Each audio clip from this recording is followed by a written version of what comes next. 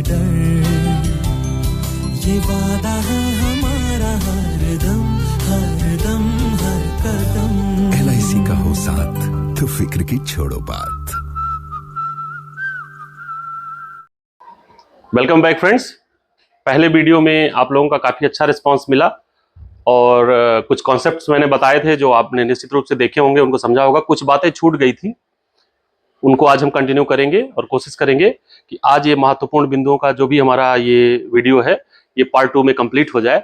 लेकिन फिर से मैं आप लोगों से रिक्वेस्ट करूंगा कि मेरे वीडियो को लाइक करें अगर आपको पसंद आया है, और चैनल को ज़्यादा से ज़्यादा सब्सक्राइब करें, क्योंकि वीडियोस को बनाने में काफ़ी एफर्ट्स मैंने लगाई है। और निश्चित मानिए कि अगर आप इन वीडियो में बताए गए सारे कॉन्सेप्ट को समझेंगे और आगे जो मैं क्वेश्चंस की प्रैक्टिस कराऊंगा उसको आप कर लेंगे, तो निश्चित रूप में एक बार में आप परीक्षा को पास कर जाएंगे और आप एक बेहतर करियर अपॉर्चुनिटी LIC बीमा एजेंसी में आगे बढ़ सकते हैं।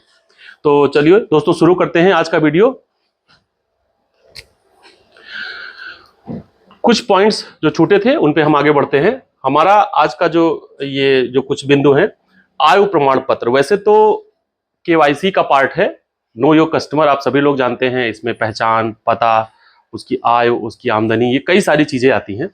लेकिन बीमा में सबसे महत्वपूर्ण होता है किसी व्यक्ति का प्रीमियम, और प्रीमियम का बेस होता है उसकी उम्र कितनी है। तो इसलिए ये सबसे महत्वपूर्ण है, ये पेपर में पूछा जाता है और इसलिए इस पे हम बात करेंगे। आयु प्रमाण पत्र को 2 कैटेगरी में बांटा गया है। पहला है मानक या स्टैंडर्ड और दूसरा है गैर मानक या नॉन स्टैंडर्ड। आप जैसा कि नाम से ही लगता है, इस कैटेगरी में वो प्रमाण पत्र आते हैं जिनकी वैधता पर हमें कोई संदेह नहीं है, हम मान के चलते हैं कि ये बिल्कुल सही होंगे। और दूसरी कैटेगरी में वो प्रमाण पत्र आते हैं जिनकी वैधता पर हमें भरोसा नहीं है, यानी वो गलत भी हो सकते हैं। तो जैसे हम देखते हैं, Aadhaar card, PAN card, driving licence जिसमें पूरी जन्म तिथि लिखी हुई है, ये वैलिड डॉक्यूमेंट है। पासपोर्ट सेवा रजिस्टर, कोई सर्विस करता है कहीं पर, उसका record, school certificate, transfer certificate, सेना का card, baptism certificate. Baptism certificate क्या है? एक क्रिश्चियंस में एक सेरेमनी होती है जिसमें चर्च एक सर्टिफिकेट जारी करता है और उसमें वो बच्चे का जन्म प्रमाण पत्र की तरह ही होता है, उसकी भी वैलिडिटी है, उसकी भी मान्यता है। इसी तरह से रोमन कैथोलिक चर्च का मैरिज सर्टिफिकेट, इसकी भी वैलिडिटी है।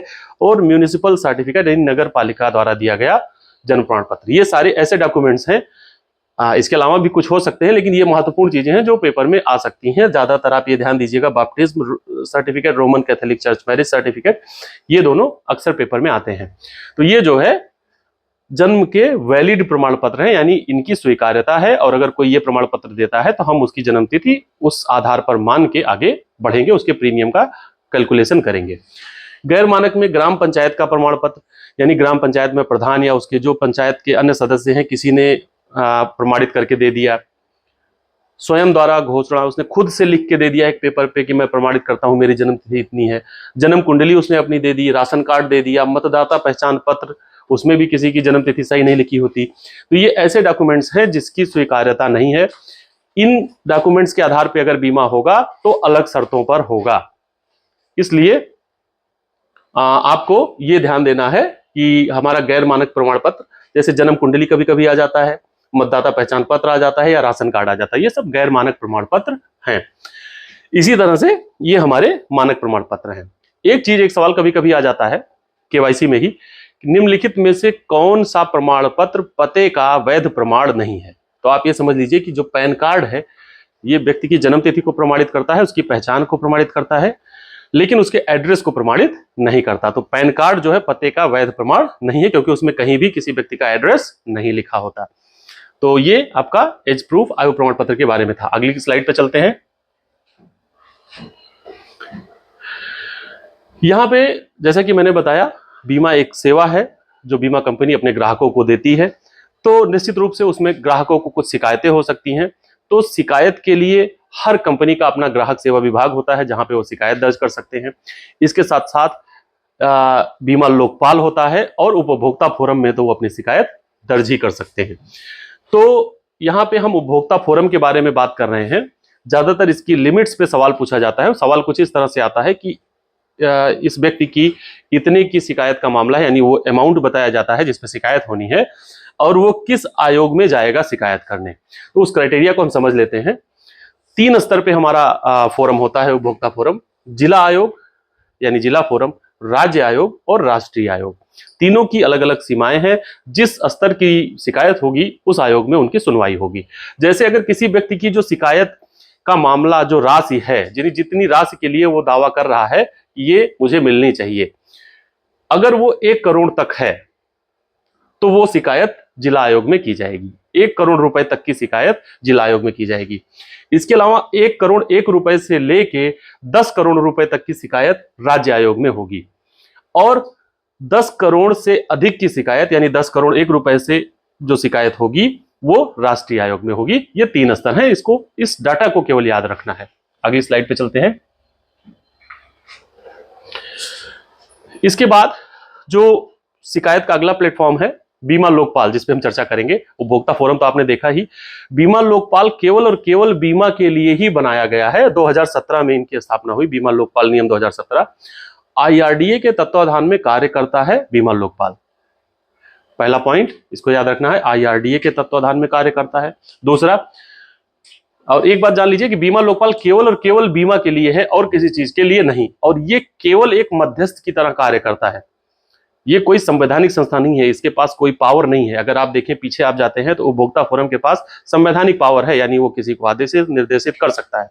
लेकिन बीमा लोकपाल सिर्फ एक मध्यस्थ का कार्य करता है बीमा धारक और बीमाकर्ता के बीच में। IRDA के तत्वाधान में कार्य करता है। बीमा लोकपाल में शिकायत से पहले कंपनी को लिखित शिकायत की गई हो, यानी हम डायरेक्ट बीमा लोकपाल के पास नहीं जाएंगे। हमने बीमा कंपनी को पहले हम बीमा कंपनी के ग्राहक सेवा विभाग में शिकायत करेंगे, और 30 दिन के अंदर अगर हमें कंपनी ने कोई रिस्पांस नहीं दिया या हमारी शिकायत को अस्वीकार कर दिया, तब उसके बाद हम बीमा लोकपाल के पास जा सकते हैं। तीसरा पॉइंट है, शिकायत अस्वीकरण की तिथि से 12 माह के अंदर की जानी चाहिए। यानी जिस डेट से बीमा कंपनी ने हमारी शिकायत अस्वीकार की, उस डेट से 12 महीने के अंदर अंदर ही हमें बीमा लोकपाल के पास शिकायत करनी है। अगर हम 2 साल बाद शिकायत लेके जाते हैं तो बीमा लोकपाल उस मामले की सुनवाई नहीं करेगा, क्योंकि उसकी मैक्सिमम सीमा है 12 महीने के अंदर ही आपको अपनी शिकायत लेके जाना है। शिकायत की संपूर्ण राशि 30 लाख से अधिक नहीं होनी चाहिए। ये सारी बातें याद करने वाली हैं। जो शिकायत की राशि है बीमा लोकपाल में जो आप शिकायत कर सकते हैं, उसकी मैक्सिमम लिमिट 30 लाख है। 30 लाख से ऊपर की अगर शिकायत है तो फिर वो बीमा लोकपाल में उसकी सुनवाई नहीं होगी। लोकपाल अपना निर्णय 30 दिन के अंदर देगा और निर्णय बीमा कंपनी पर बाध्यकारी होगा। बीमा लोकपाल अपना निर्णय 30 दिन के, जब उसके पास शिकायत दर्ज कराई जाएगी उससे 30 दिन के अंदर वो अपना निर्णय दे देगा।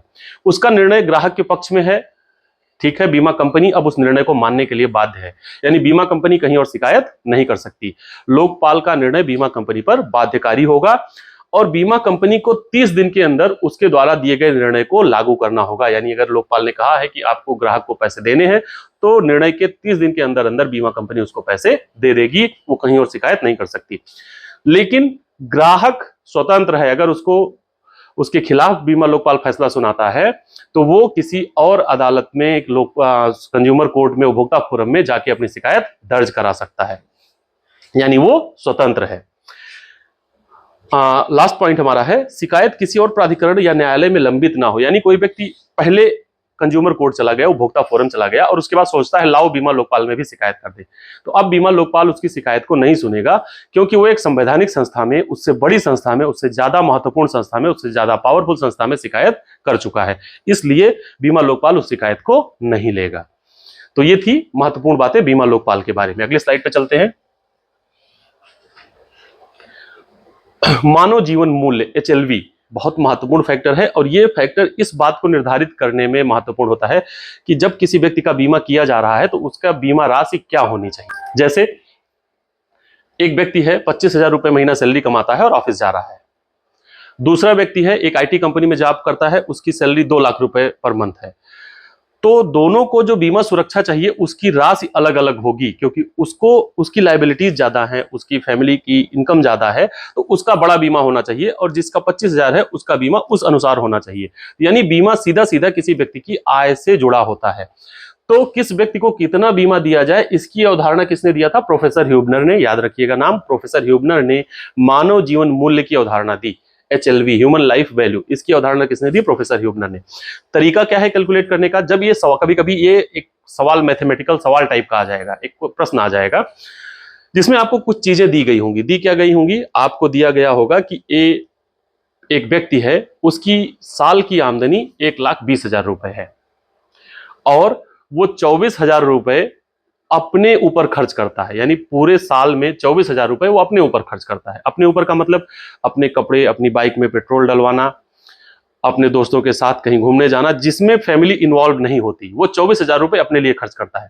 लेकिन बाकी जो 96,000 बचते हैं वो परिवार के लिए खर्च होता है। तो प्रश्न में आपको डाटा क्या क्या दिया जाएगा? एक व्यक्ति है, 1,20,000 रुपए साल का कमाता है, 24,000 रुपए अपने ऊपर खर्च करता है, ब्याज दर 6%, 7% या 8% कुछ भी उसमें दिया रहेगा, इतनी है।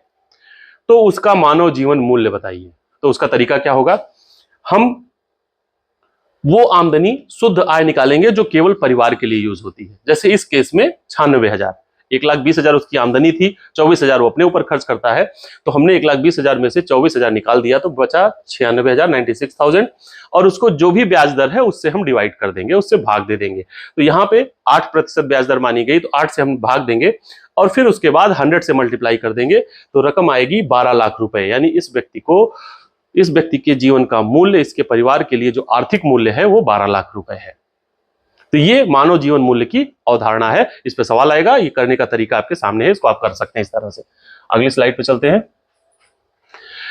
MWP एक्ट 1874 बहुत महत्वपूर्ण है, इस पर निश्चित रूप से सवाल आते हैं। विवाहित महिला संपत्ति अधिनियम 1874, ये अधिनियम का मुख्य उद्देश्य ये है, जैसे आप देखते हैं कोई भी व्यक्ति मान लो अपनी लाइफ में बहुत डिफॉल्ट करता है और उसके बाद उसकी लायबिलिटीज ज्यादा हो जाती हैं, उसके ना रहने पर या उसके रहते हुए ही उसकी जो प्रॉपर्टीज होती हैं उसको एक्वायर कर लिया जाता है और जो भी उसकी देनदारी है उसका निपटारा किया जाता है।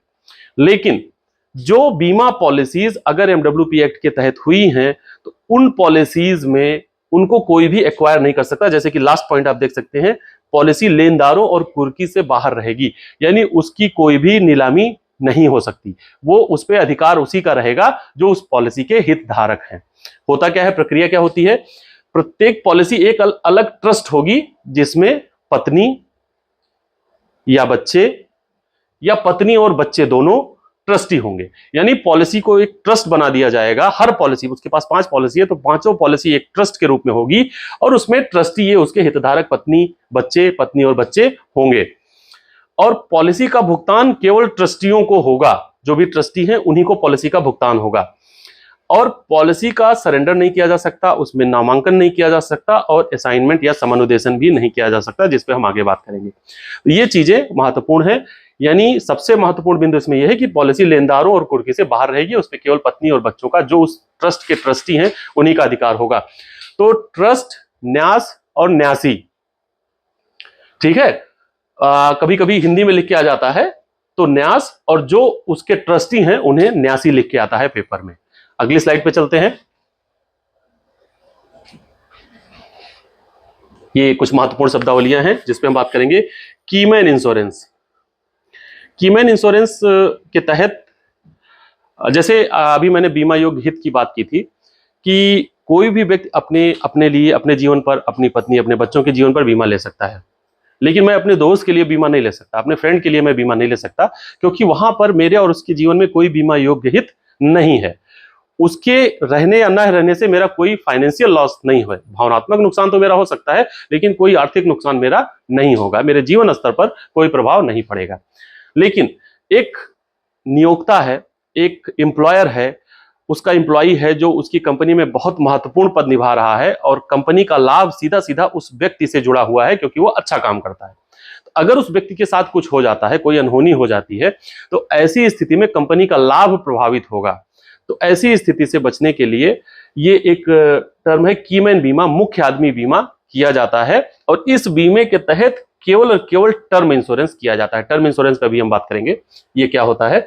यानी किसी भी कंपनी में नियोक्ता अपने कर्मचारी का बीमा, अपने महत्वपूर्ण कर्मचारी का बीमा ले सकता है और ये किस बीमे के तहत होगा? कीमैन बीमा या फिर मुख्य आदमी बीमा। आगे हमारा अगला पॉइंट है पृष्ठांकन। जब भी कोई भी व्यक्ति बीमा पॉलिसी लेता है तो उसके पास जब पॉलिसी बॉन्ड आता है तो उसमें आप जब भी देखेंगे किसी भी पॉलिसी में तो लास्ट के पेज पे कुछ ब्लैंक सीट्स छोड़ी जाती हैं, वहां पे खाली जगह रहती है और ऊपर लिखा रहता है पृष्ठांकन। तो पृष्ठांकन वो स्थान है या पृष्ठांकन वो प्रक्रिया है जिसके माध्यम से किसी भी पॉलिसी में आगे भविष्य में दोनों की सहमति, बीमा धारक और बीमाकर्ता की सहमति से जो बदलाव हो सकते हैं वो वहां पर दर्ज किए जाते हैं। जैसे उदाहरण के लिए एक महत्वपूर्ण बदलाव है, किसी बीमा में नॉमिनी, मान लो किसी व्यक्ति का नॉमिनी जो है उसकी मृत्यु पहले हो जाती है। अब वो व्यक्ति क्या करेगा, जिसका बीमा है वो अपने में नॉमिनी का परिवर्तन करेगा। तो अब पहले पॉलिसी बॉन्ड में नॉमिनी कोई और दर्ज था, अब किसी और को नॉमिनी होना है। तो इस प्रक्रिया को पृष्ठांकन के माध्यम से किया जाएगा। व्यक्ति कंपनी को आवेदन करेगा और कंपनी जो नया नॉमिनेशन है वो पृष्ठांकन की जो ब्लैंक सीट है वहां पर लिखकर या फिर वहां पर लिखकर चिपका दिया जाएगा और उसमें कंपनी का स्टाम्प और सारी प्रक्रिया उसको किया जाएगा। तो पॉलिसी में जो आगे बदलाव किए जाते हैं वो पृष्ठांकन के माध्यम से किए जाते हैं। अगला जो अभी हम बात कर रहे थे, टर्म बीमा। हमने कहा था कीमैन बीमा में केवल और केवल टर्म बीमा होता है। तो टर्म बीमा पे कई सवाल आते हैं। इसको टर्म बीमा, अवधि बीमा या फिर मियादी बीमा भी कहते हैं। तीनों एक ही चीज है, तीनों में कोई अंतर नहीं है। इसमें समझने वाली बात है, जैसे जो भी हम प्रीमियम देते हैं उसके कई अलग अलग भाग होते हैं। एक भाग होता है रिस्क का, जिससे ये निर्धारित होता है कि इस बीमे में अगर पॉलिसी धारक की मृत्यु हो गई तो उसको कितना पैसा दिया जाएगा। और कुछ भाग होता है सेविंग का, जो जिसके निवेश पे उसको रिटर्न दिया जाता है, जिसकी बचत पे उसे ब्याज दिया जाता है, लाभांश दिया जाता है और आगे चल के उस पॉलिसी की मैच्योरिटी पर उसे पैसे दिए जाते हैं। लेकिन अवधि बीमा या टर्म बीमा एक ऐसा बीमा है जिसमें सेविंग का कोई पोर्शन नहीं होता, इसलिए इसकी प्रीमियम सबसे कम होती है। कभी कभी सवाल आ जाता है कि किस बीमे में प्रीमियम सबसे कम होगी, तो आपको याद रखना है अवधि बीमा या टर्म बीमा या मियादी बीमा में प्रीमियम सबसे कम होती है, क्योंकि इसमें सेविंग का कोई पोर्शन नहीं होता। और कभी कभी आ जाता है किस बीमे में बचत तत्व शून्य होता है, तो आपको यह भी याद रखना है कि अवधि बीमा में बचत तत्व शून्य होता है, यानी कोई भी सेविंग नहीं होती। तो टर्म बीमा एक ऐसा बीमा है जिसमें केवल और केवल पॉलिसी अवधि में डेथ होने पर पैसा मिलता है। पूरी पॉलिसी पूरी हो जाती है, व्यक्ति जीवित रहता है तो उसको कोई भुगतान नहीं होता। इसी तरह से बंदोबस्ती बीमा में क्या होता है, व्यक्ति जीवित है तो उसको मैच्योरिटी का भुगतान लाभांश के साथ किया जाता है। अगर व्यक्ति की पॉलिसी अवधि में मृत्यु हो गई तो उसको बीमा धन का भुगतान किया जाता है और उस दौरान के अर्जित किए गए लाभों का भुगतान किया जाता है। तो ये बंदोबस्ती पॉलिसी, यानी इसमें पॉलिसी अवधि में जीवित रहता है पूरी पॉलिसी अवधि तक तो उसको मैच्योरिटी मिलती है, और पॉलिसी अवधि में मृत्यु हो जाती है तो उसको डेथ क्लेम मिलता है। इसी तरह से यूलिप पॉलिसीज वो पॉलिसी होती है, जैसे हमने कहा कि पॉलिसी के अलग अलग प्रीमियम के तत्व होते हैं, उसमें सेविंग होती है, उसमें रिस्क कवर का पोर्शन होता है। तो यूलिप में जो सेविंग का पोर्शन है वो शेयर मार्केट में लगाया जाता है, यानी बीमा कंपनी बीमा धारक को अलग अलग फंड प्रोवाइड कराती है और वो उसमें से चयन करता है कि मुझे किस फंड में पैसा लगाना है, और निवेश का पूरा जोखिम बीमा धारक उठाता है। वो अपने सुविधा अनुसार फंड का चुनाव करता है और उसमें अपने पैसे को निवेश करता है, यानी उस पॉलिसी का जो प्रॉफिट है वो सीधा सीधा मार्केट से लिंक्ड हो जाता है। अगला हमारा है एमआरआई बंधक मोचन, मॉर्टगेज रिडेम्पशन इंश्योरेंस। ये क्या है? अक्सर ये होम लोन पे ये इंश्योरेंस दिया जाता है। ये एक घटता हुआ टर्म बीमा है। इसमें क्या होता है, जैसे कोई भी व्यक्ति हाउसिंग लोन लेता है, मान लो किसी ने 20 लाख का हाउसिंग लोन लिया, तो आज उसकी लायबिलिटी, उसकी जिम्मेदारी, यानी जिससे लोन लिया है उसको देनदारी 20 लाख की है। एक साल पूरा होगा, इस दौरान वो किस्तें जमा करेगा, अगले साल की उसकी लायबिलिटी कम हो जाएगी, हो सकता है 18 लाख हो जाए, अगले साल और कम हो जाएगी क्योंकि वो लोन और किस्तें लगातार जमा कर रहा है। तो आप देखेंगे कि जो उसकी लायबिलिटी है, जो उसकी जिम्मेदारी है, जो उसको देनदारी है, वो 20 लाख से शुरू होगी और धीरे धीरे घटती जाएगी। तो एक ऐसा बीमा डिजाइन किया जाता है जो शुरुआती दौर में ज्यादा कवर देता है, यानी अगर वो शुरुआत में 20 लाख का कवर दे रहा है तो अगले साल 19 का, फिर 18 का, फिर 17 का, यानी उसमें जो बीमा आवरण है, बीमा कवर है, वो धीरे धीरे घटता जाता है। इस वजह से, क्योंकि और प्रीमियम उसमें काफी कम आती है, क्योंकि शुरुआत में ज्यादा बीमा देना है और बाद में कम लायबिलिटी देनी है, इसलिए अपेक्षाकृत उसकी प्रीमियम काफी कम हो जाती है। तो ये एमआरआई बंधक मोचन बीमा, इसको बोलते हैं मॉर्टगेज रिडेम्पशन इंश्योरेंस।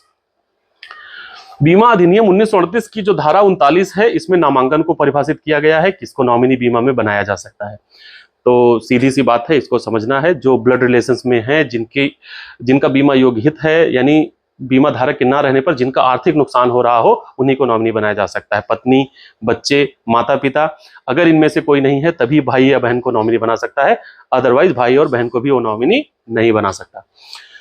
धारा 45 निर्विवादिता खंड, ये निर्विवादिता क्लास जो है, ये इस बात को परिभाषित करता है, बीमा अधिनियम 1938 की धारा 45 इस बात को बताती है कि अगर किसी पॉलिसी में 3 साल तक उसको चलाया गया है, 3 साल तक उसके प्रीमियम दिए जा चुके हैं और पॉलिसी 3 साल पूरे कर चुकी है, तो फिर बीमा कंपनी उस पर कोई विवाद खड़ा नहीं कर सकती, यानी उसे दावे का भुगतान करना ही करना है। तो ये हो गया निर्विवादिता खंड, यानी बीमा कंपनी उस पर कोई विवाद खड़ा नहीं कर सकती। यह पीआर बोलते हैं प्रथम प्रीमियम रसीद। जब कोई व्यक्ति बीमा लेता है और बीमा कंपनी उसको एक रसीद देती है उसके द्वारा जमा किए गए पैसे की, उसे बोलते हैं यह पीआर, फर्स्ट प्रीमियम रिसिप्ट या फिर प्रथम प्रीमियम रसीद। और ये इस बात का प्रमाण होती है कि बीमा अनुबंध प्रारंभ हो गया है। इसी तरह से आत्महत्या और मिसिंग क्लास बहुत महत्वपूर्ण है। अगर कोई व्यक्ति बीमा लेने के बाद सुसाइड कर लेता है तो उस एक समय अवधि डिसाइड की गई है। अगर कोई व्यक्ति आज बीमा लेता है और 1-2 महीने में सुसाइड कर लेता है तो उसको दावे का भुगतान नहीं किया जाएगा, सिर्फ उसके जमा पैसे का 80% तक उसे वापस कर दिया जाएगा। लेकिन अगर कोई व्यक्ति बीमा लेने के 12 महीने बाद आत्महत्या करता है तो उसको पूरी दावा राशि, पूरी क्लेम राशि, पूरी बीमा धन की भुगतान उसको किया जाएगा। कारण क्या है कि ये माना जाता है कि कोई भी व्यक्ति आत्महत्या करने के लिए 12 महीने आगे की योजना नहीं बनाएगा कि हम 12 महीने बाद आत्महत्या करेंगे। हाँ, लेकिन तत्काल में कोई व्यक्ति योजना बना सकता है। इसलिए अगर कोई, सीधा सा इसमें याद रखना है कि अगर कोई व्यक्ति बीमा लेने के 12 महीने के बाद आत्महत्या करता है तो उसे पूरा क्लेम का भुगतान किया जाएगा। लेकिन अगर 12 महीने के अंदर करता है तो केवल उसके जमा प्रीमियम का 80% तक उसे वापस कर दिया जाएगा। इसी तरह से मिसिंग क्लॉज है। अगर कोई भी व्यक्ति की डेथ, उसके परिवार वाले दावा कर रहे हैं कि उसकी मृत्यु हो गई है, उसकी डेड बॉडी रिकवर नहीं हो पाई, अंतिम संस्कार नहीं हो पाया, ऐसी स्थिति में कोर्ट का जो नियम है उसका डेथ सर्टिफिकेट 7 साल के बाद जारी होता है। तो वही नियम बीमे पर भी लागू होता है, क्योंकि हमें भुगतान करने के लिए चाहिए मृत्यु प्रमाण पत्र, और मृत्यु प्रमाण पत्र कब मिलेगा? 7 साल के बाद। तो जब मृत्यु प्रमाण मिलेगा तभी हम उसको भुगतान कर पाएंगे। तो ऐसी स्थिति में 7 साल के लिए इंतजार करना होगा। अगली स्लाइड में चलते हैं। कुछ महत्वपूर्ण पॉइंट्स हैं, बस याद रखना है। बीमा एक अमूर्त उत्पाद है। मूर्त उत्पाद और अमूर्त उत्पाद क्या है? जैसे कोई प्रोडक्ट ऐसे होते हैं जिसको हम छू कर, देख कर महसूस कर सकते हैं, लेकिन कुछ प्रोडक्ट्स ऐसे होते हैं जिसे हम सिर्फ समझते हैं। जैसे बीमा है, हम एक कलम खरीदते हैं 10 रुपए की तो हमें तुरंत मिल जाती है और हम उसको देख कर, छू कर महसूस कर सकते हैं। लेकिन बीमा एक कॉन्सेप्ट है, एक योजना है जो हमारे दिमाग में रहती है, हमें बीमा कंपनी द्वारा आश्वासन दिया जाता है, समझाया जाता है। तो बीमा कोई ऐसा प्रोडक्ट नहीं है जिसको हमने हाथ से उठाया और अगले को दे दिया कि ले जाइए। तो बीमा एक आश्वासन है। तो बीमा एक अमूर्त उत्पाद है, यानी इसका कोई फिजिकल एग्जिस्टेंस नहीं है, इसका कोई भौतिक अस्तित्व नहीं है। भुगतान की राशि पहले तय हो जाती है। जो जीवन बीमा, यहाँ पे शॉर्ट में मैंने लिखा है, जीवन बीमा में भुगतान की राशि पहले तय हो जाती है, जबकि गैर जीवन बीमा में, जो अगला पॉइंट है, सामान्य बीमा क्षतिपूर्ति का अनुबंध है। ये दोनों बातें एक दूसरे से रिलेटेड है और समझने वाली है।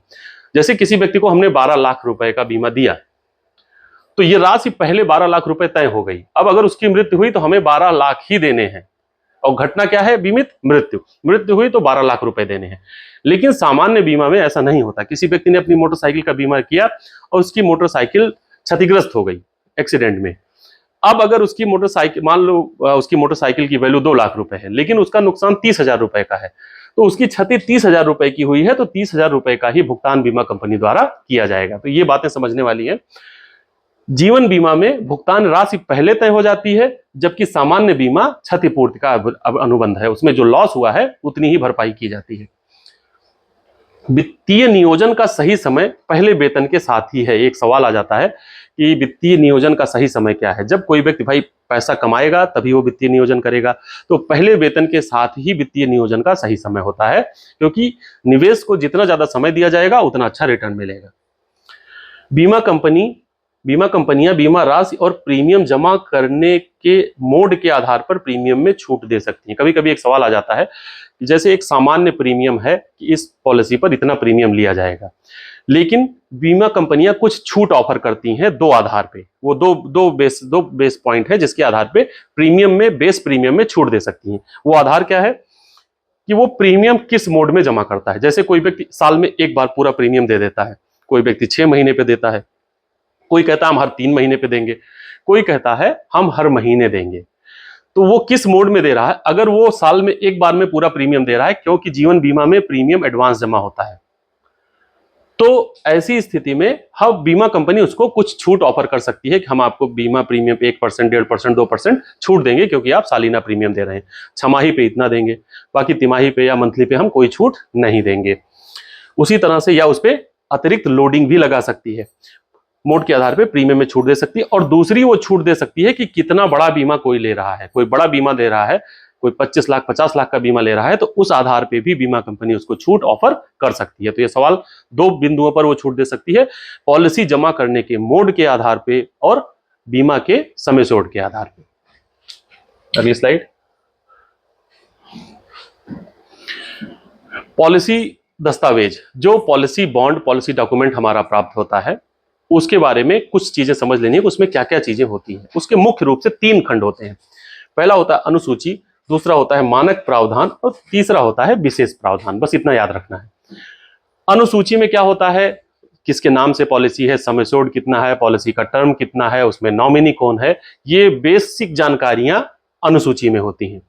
इसके अलावा इसी में आपका जहां से पॉलिसी इशू हुई है वहां का पता, ये सारा विवरण, पॉलिसी का जो UIN नंबर एक होता है हर पॉलिसी का, वो नंबर, ये सारी चीजें अनुसूची में होती हैं। इसके अलावा मानक प्रावधान, मानक प्रावधान ऐसे नियम और कायदे होते हैं जो लगभग हर पॉलिसी पे लागू होते हैं। जैसे अनुग्रह अवधि की बात करें तो हर पॉलिसी में 30 दिन की अनुग्रह अवधि होती है, तो वो मानक प्रावधान यहां पर आ जाते हैं पॉलिसी के दूसरे खंड में, जो सभी पॉलिसियों में लागू होते हैं। और तीसरा खंड होता है विशेष प्रावधान का। विशेष प्रावधान में केवल वो बातें वर्णित की जाती हैं जो उस विशेष पॉलिसी से संबंधित होती हैं, वो किसी और पॉलिसी का हिस्सा नहीं होती। तो 3 खंड होते हैं मुख्य रूप से पॉलिसी दस्तावेज के, अनुसूची, मानक प्रावधान और विशेष प्रावधान। अगली स्लाइड पे चलते हैं। अगला हमारा ये बहुत महत्वपूर्ण है, इस पे भी सवाल आते हैं, 1 या 2 क्वेश्चन इस पे आते हैं। समनुदेशन, या इसको अंग्रेजी में लिखते हैं असाइनमेंट। असाइनमेंट क्या है, एक टाइप से समझ लो साधारण भाषा में कि पॉलिसी को किसी को गिरवी कर देना, अपनी पॉलिसी के बेनिफिट्स को किसी को दे देना, बदले में अब जाहिर सी बात है उससे कुछ लेगा तभी उसको असाइन करेगा। 2 तरह का होगा समनुदेशन या असाइनमेंट, 2 तरह का होगा। जो समनुदेशन कर रहा है उसे समनुदेशक कहते हैं, और जिसके पक्ष में समनुदेशन हो रहा है उसे समानुदेशिती कहते हैं। तो ये 2 तरह का होगा, सशर्त समनुदेशन और पूर्ण समनुदेशन। सशर्त समनुदेशन में बीमा धारक के पॉलिसी अवधि तक जीवित रहने पर या फिर पॉलिसी अवधि में मृत्यु हो जाने पर पॉलिसी के अधिकार या हित वापस हो जाते हैं।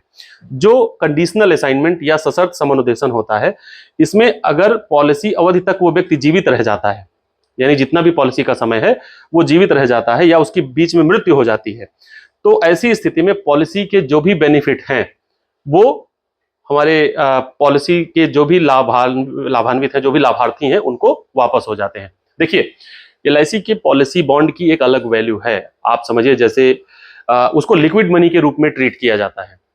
जैसे हमारी, ठीक है, हमारी LIC में तो पता ही है, लेकिन बैंक भी उसको लिक्विड मनी के रूप में ट्रीट करते हैं, और जितना उसकी वैल्यू है वर्तमान में, कैश वैल्यू, उस वैल्यू के बराबर उसको लिक्विड मनी के रूप में ट्रीट किया जाता है, यानी उसको एज ए गारंटी के रूप में वो लेके ग्राहक को लोन दे सकते हैं।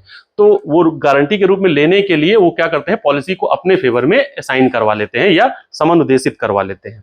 तो वही प्रक्रिया बता रहे हैं कि सशर्त समनुदेशन में अगर पॉलिसी अवधि तक व्यक्ति जीवित रह गया या बीच में उसकी मृत्यु हो गई, अगर कंडीशनल असाइनमेंट की बात है तो पॉलिसी के जो हितधारक हैं, यानी उसकी मृत्यु के बाद नॉमिनी होंगे उसके हितधारक, उसके वारिस होंगे, और अगर वो जीवित रह गया तो वो खुद होगा। ऐसी स्थिति में पॉलिसी के अधिकार फिर उसी को ट्रांसफर हो जाते हैं। और दूसरा है पूर्ण समनुदेशन, एब्सोल्यूट असाइनमेंट। इसमें क्या होता है, पूर्ण समनुदेशन में पॉलिसी के अधिकार अस्थायी रूप से समनुदेशती को ट्रांसफर हो जाते हैं और फिर समनुदेशक को वापस नहीं होते, पूरे अधिकार उसको ट्रांसफर हो जाते हैं। यानी वो पॉलिसी को सरेंडर कर सकता है, वो पॉलिसी को जो है मैच्योर होने पर उसकी मैच्योरिटी ले सकता है, पूरे सारे अधिकार उसको ट्रांसफर हो जाते हैं। और सबसे महत्वपूर्ण है, समनुदेशन में नामांकन रद्द हो जाता है, यानी नॉमिनी का अधिकार भी, मृत्यु हो जाए तब भी उसके नॉमिनी का अधिकार खत्म हो जाता है। तो ये बात थी असाइनमेंट की, और इस पे सवाल जरूर आते हैं। तो ये वो महत्वपूर्ण बिंदु थे जो आपको मेमोराइज करने हैं, वो कॉन्सेप्ट थे जो आपको समझने हैं। आज के वीडियो में बस इतना ही। दोनों वीडियो में मैंने आपको वो मुख्य सारी बातें बता दी हैं जो पेपर में पूछी जाती हैं। अगर आप इनको सही से समझेंगे तो पेपर को पास करने में आपको कोई असुविधा नहीं होगी। एक बार फिर मेरी आपसे रिक्वेस्ट है कि मेरे वीडियो को लाइक करें, और अगर आपको समझ में आती है तो हमारे चैनल को सब्सक्राइब करें, क्योंकि आगे इस पे बहुत सारी जानकारियां मैं आपको देने वाला हूं। एक नया ट्रेनिंग मॉड्यूल भी मैं बनाऊंगा जिसमें स्टेप वाइज स्टेप अभिकर्ता को जो एजेंसी में अपना कैरियर देख रहे हैं उनको कैसे आगे बढ़ना है, वो सारी चीजें आपको दी जाएंगी। धन्यवाद दोस्तों, मिलते हैं अगले वीडियो में।